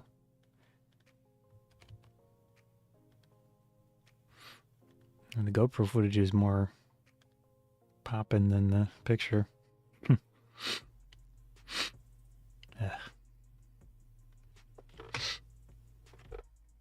Sorry. All right, so let's see. Those are good. Do I want to show? Oh, those are so similar. That's probably no point. Let's take these ones. Plop them in there. Okay, that kind of filled it up for the most part. Yeah. Show my face again.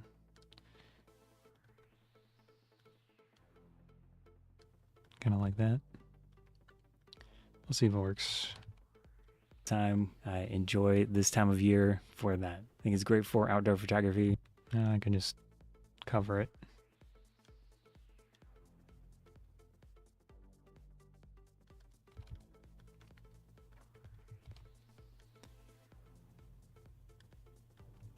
Quality. Color. This photo walk was in late October. I think it worked out well. There's still a lot of color at the time. I enjoy this time of year for that. That's kind of a bad example. Let's see. I'll probably forget this and then I'll mess it up, but it's like overexposed a little bit. Yeah. What I'm saying is I'll probably copy paste something onto here and it'll overwrite the change that I just did. We'll see if I remember. Considering this Camera has an APS-C size sensor, 16mm lens, you're going to have a field of view on the specific combination of 79.9 degrees. So still relatively wide. Add to that the benefit you can focus decently close with this combination. So we need close focus examples. Let's see.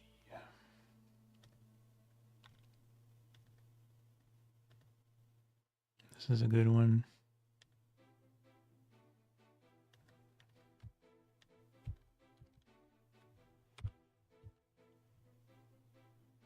Just get rid of this one because it's basically a duplicate.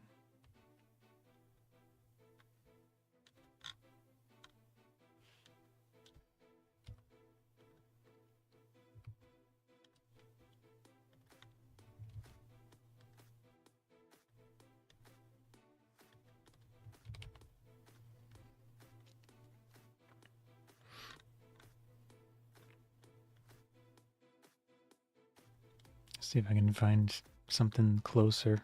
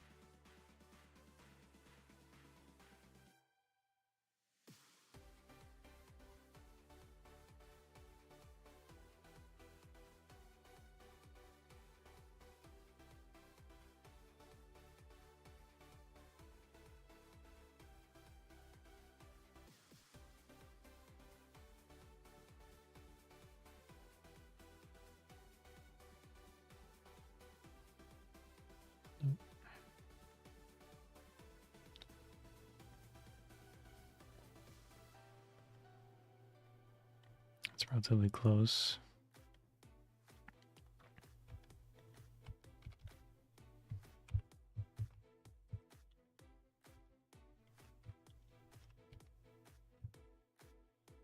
So I think I might have accidentally.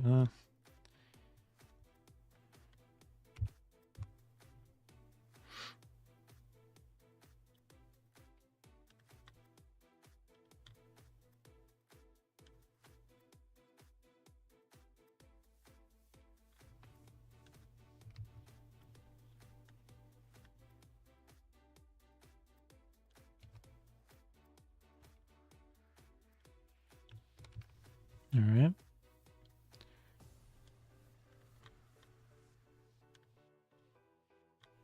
one's kind of cool. I like that one.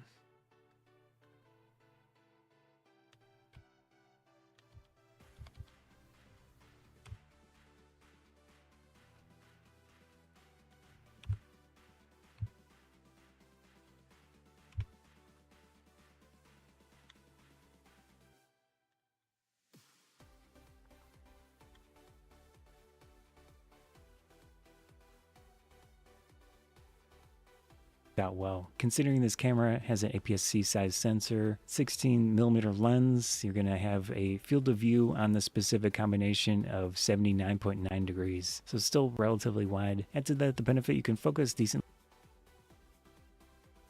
Maybe there's some technical thing I can show.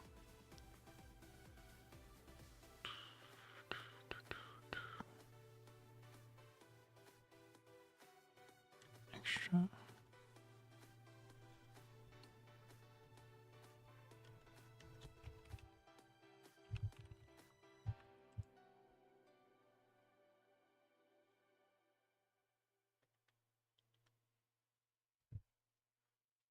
$135mm f1.4. Looks expensive. Yo. Man. Usually they're f1.8. So is this like $2,000? It's a chonker. Chonky boy. Yeah, 1900. L mount and E mount. I want it. Ooh. Pretty.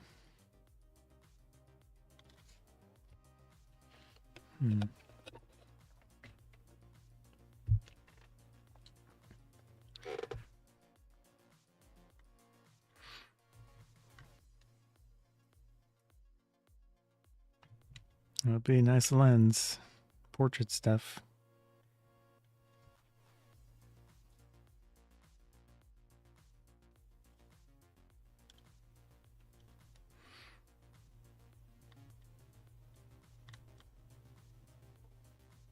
Made in Aizu, Japan.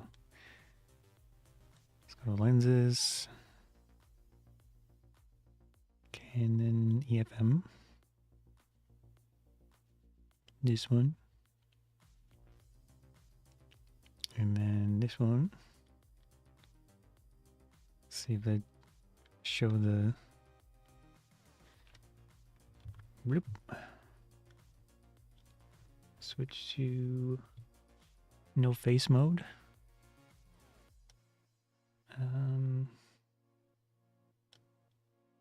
There we go. I can zoom in.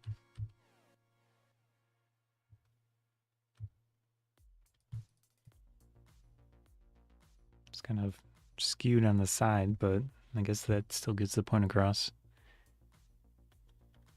There we go.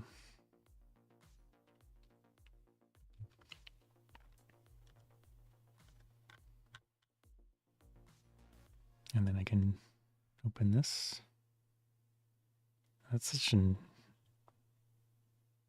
No.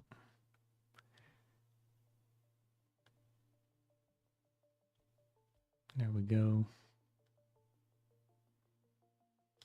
Switch to face cam for a minute. File export. Export. JPEG. Export.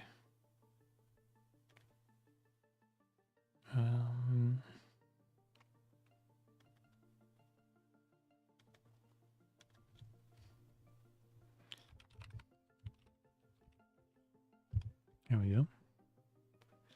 So I just basically exported this picture into my project, to one of the folders, and I'm gonna drop it in there, and then now I can just simply put this here. Boom, done. combination of 79.9 degrees. So still relatively wide. Add to that the benefit you can focus these. I can maybe move this over a little bit. Just increase the size of this thing. There we go. I can even animate it a little bit, but I think that's fine. 9, which isn't bad. For a wide angle lens like this, and the minimum focus distance is 25 centimeters or 9.8. Okay, close focus examples. Let's see. Tree. Leaf.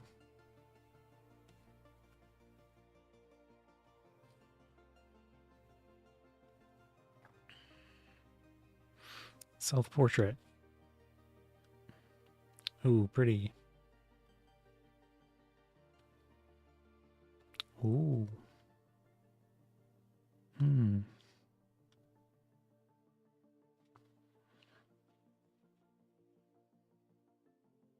That one's nice. Just trying to find anything that's a little bit closer. Nope.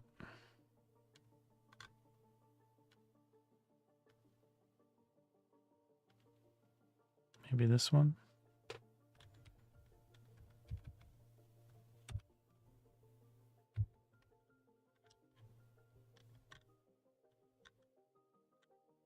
Book.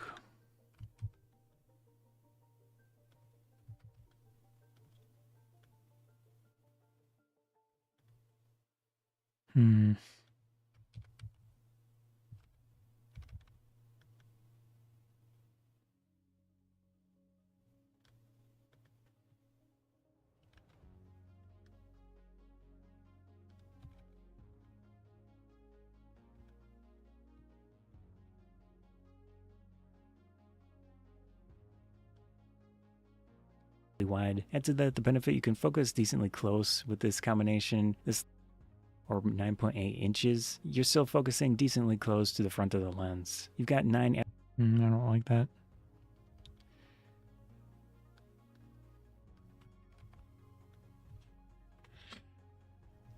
I could throw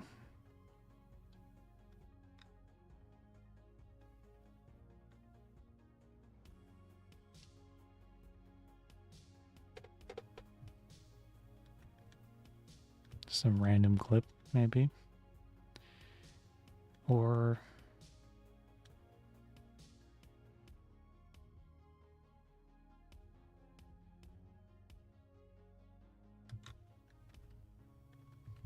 this one.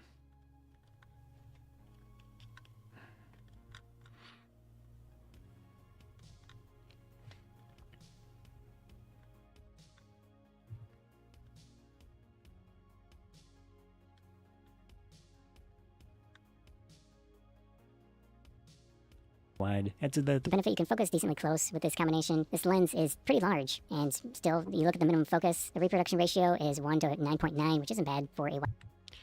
I could even just do a little swappy swap. Put that over there.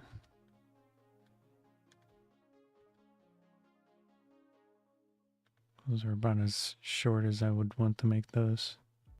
Large, and still you look at the minimum focus, the reproduction ratio is 1 to 9.9, which isn't bad for a wide angle lens like this. And the minimum focus distance is 25 centimeters or 9.8 inches. You're still focusing decently close to the front of the lens. You've got 9 aperture blades in the lens, and then of course it goes from f1.4 to f16. Another good thing for a background clip.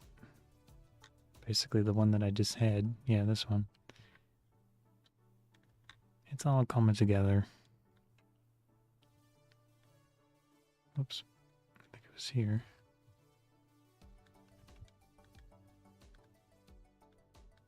Even show my face again. Go. Really close to the front of the lens. You've got 9 aperture blades in the lens, and then of course it goes from f1.4 to f16. f1.4 gives you a lot of options for what you want to do. Look down. Based on aperture. However, it is challenging to use considering it's a relatively wide angle lens. I was at 1.6.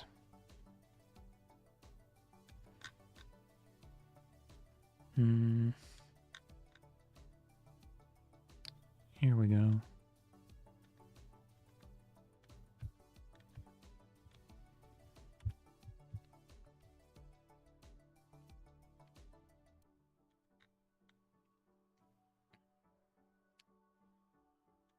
Where was that? Yeah. Not much room here.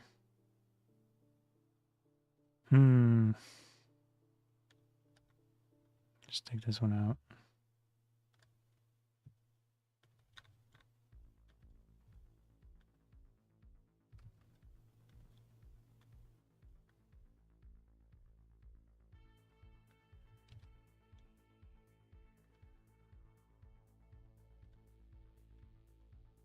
.4 gives you a lot of options for what you want to do artistically based on aperture. However, it is challenging to use considering it's a relatively wide angle lens. I tend to like getting closer to subjects with this lens. There we go. You can also clip this a little bit here. Some gaps. I had one of my somewhat recent comments was a German person that was complaining that they claimed that they really knew English, but they were very negative about my English and the speed of it and everything, because I edit and make it all quick. But clearly that's not the ideal for like second language people. Although we did claim that he was very good at English, but he had a lot of typos in his comment, so I kind of doubt it. But I mean, understandably, you can discern language better than you can write it a lot of the time. So I get that. But yeah, they were pretty negative. For what you want to do artistically. Yeah, I don't like this. I'm looking downwards.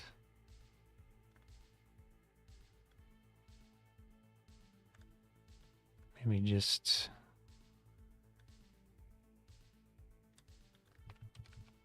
a lot of options for what you want to do artistically based on aperture. However, it is challenging to use considering it's a relatively wide angle lens. I tend to like getting closer to subjects with this.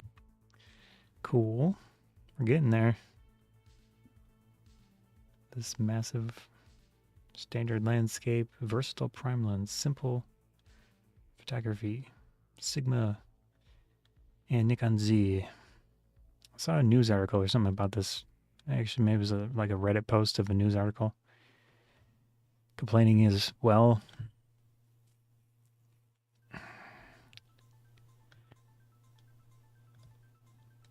But yeah, because Sigma full frame is not on Nikon Z mount Z.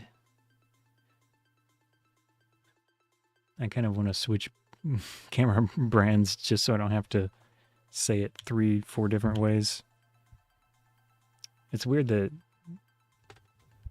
I say Nikon, which is more like what they say in Britain, I think. But in America, we say Nikon. Nikon. Nikon. And in Japan, it's more like Nikon. But it is kind of weird to say it that way. Nikon. Nikon. Maybe I can just get used to it. Nikon. It's different. Nikon. So 3 syllables.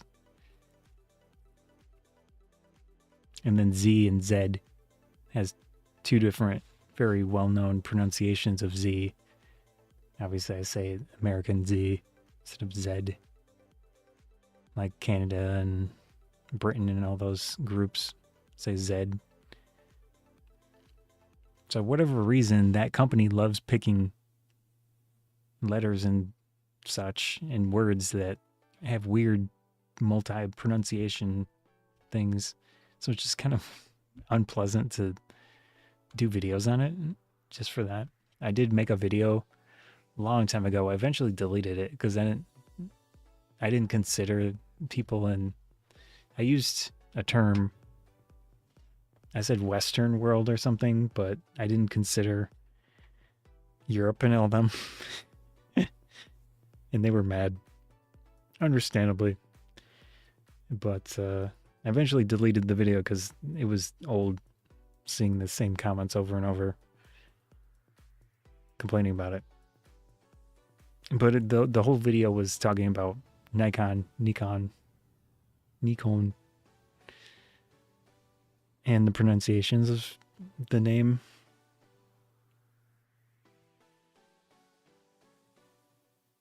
So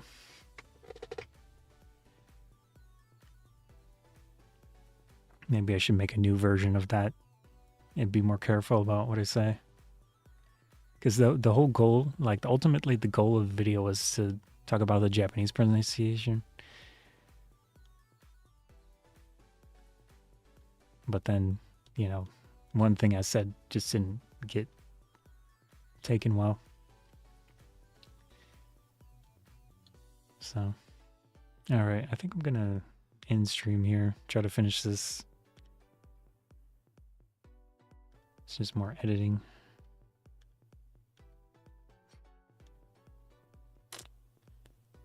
Yeah, and then the company was supposed to send me some stuff, but I don't know if they're doing it or not. So at some point, probably do a live stream unboxing of this stuff. And hopefully I'll do that on Twitter. I mean, not, what am I saying? Not Twitter. Twitch, YouTube, and Amazon itself. I did one live stream on there. It was interesting. And I wouldn't mind trying to integrate TikTok. So maybe I should look into that. But from what I've seen, I have to go through a third-party service to get standard OBS style streaming, which is stupid. I don't even know Instagram, if what's even possible there. I guess I could consider Instagram instead of TikTok, but I feel like TikTok's a better option.